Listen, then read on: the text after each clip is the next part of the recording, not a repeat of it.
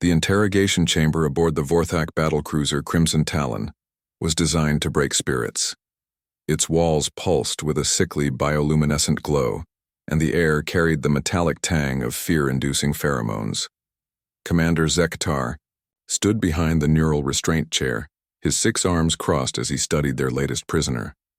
The human sat motionless, wrists and ankles locked in quantum shackles that could hold a rampaging Gorthian war beast. Captain Sarah Chen of the Earth Defense Force looked remarkably calm for someone facing interrogation by the galaxy's most feared intelligence operatives. Her uniform was torn, her face bore fresh cuts from the boarding action, but her eyes remained steady. "Human," Zektar's translator unit rendered his chittering speech into flat mechanical English. "Your vessel was destroyed. Your crew is dead. You are alone, light years from any help. Tell us the location of the human military staging areas, and we will grant you a swift death." Chen said nothing. She simply studied the assembled Vorthak officers with the same clinical interest they showed her. Sub-Commander Thrix slithered closer, his serpentine form coiling in anticipation. Perhaps the human doesn't understand its situation. Shall I demonstrate our methods? Not yet. Zektar raised a clawed hand. First, let us ensure our guest is properly secured. He activated his scanner, sweeping it over Chen's body.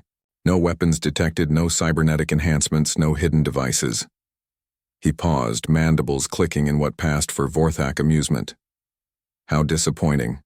I expected more from the species that has somehow held our advance for 3 cycles. Chen finally spoke, her voice carrying an almost conversational tone. "You know, in all my years in the service, I've learned something interesting about assumptions." "The human speaks," Thrix hissed. "What wisdom does the weak flesh creature offer?"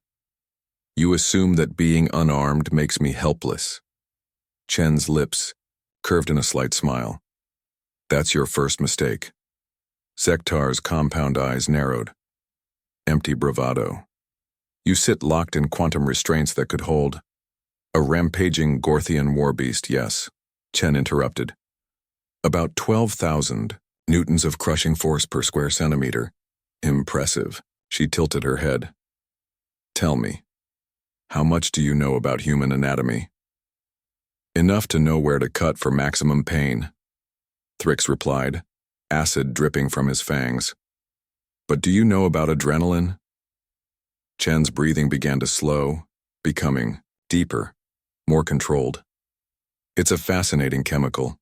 Increases strength by roughly 300%, heightens reflexes, suppresses pain." Her heart rate, monitored by the chair's sensors, began to spike. The Vorthak officers exchanged uncertain glances. Zektar moved to his console.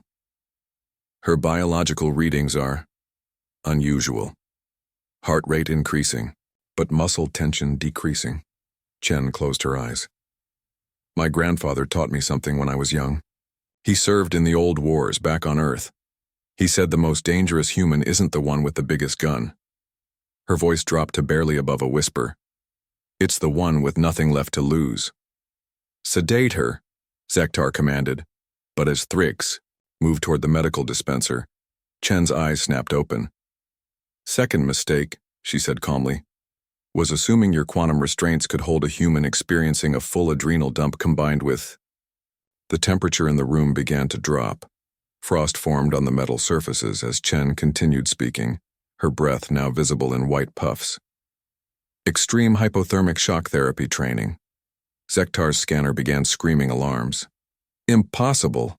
Her core temperature is dropping to lethal levels, but her muscle density is increasing."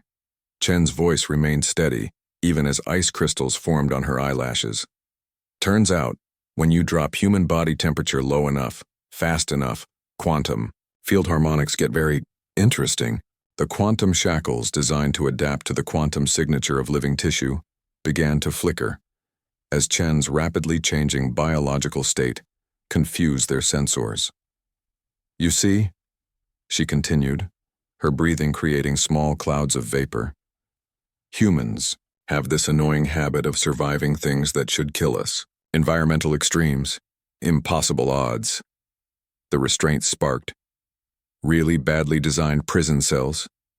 With a sound like breaking glass, the quantum shackles shattered. Chen stood slowly, her movements liquid and precise despite the hypothermic state that should have rendered her unconscious. Third mistake was bringing me aboard your ship. The Vorthic officers scrambled for their weapons, but Chen moved like water through ice, her training kicking in as muscle memory overrode conscious thought. Her fist caught Thrix in the throat with surgical precision, crushing his vocal cords and severing the nerve cluster that controlled his motor functions.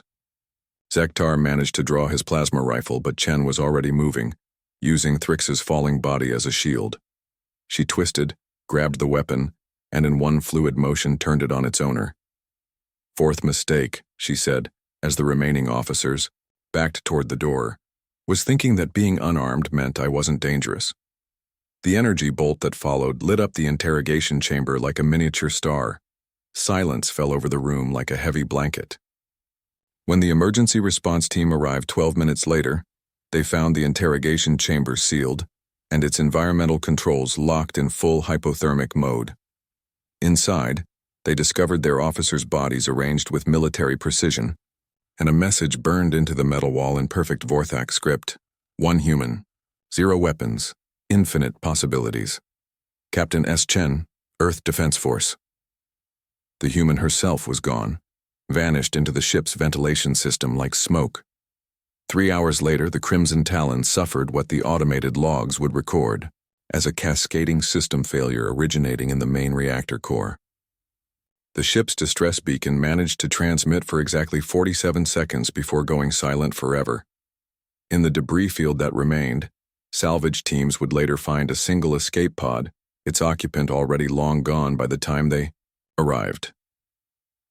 The pod's data recorder contained only one entry, a human voice, calm and professional, stating, "This is Captain Sarah Chen of the Earth Defense Force.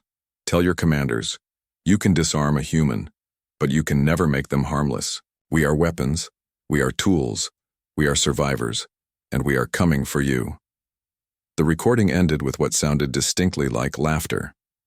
After that day, Vorthak intelligence protocols were updated to include a new classification for human prisoners. Extremely dangerous when unarmed. The war continued, but something had fundamentally changed. The galaxy's predators had learned a valuable lesson about Earth's children. Sometimes, the most dangerous human in the room is the one who looks completely helpless. They never made that mistake again.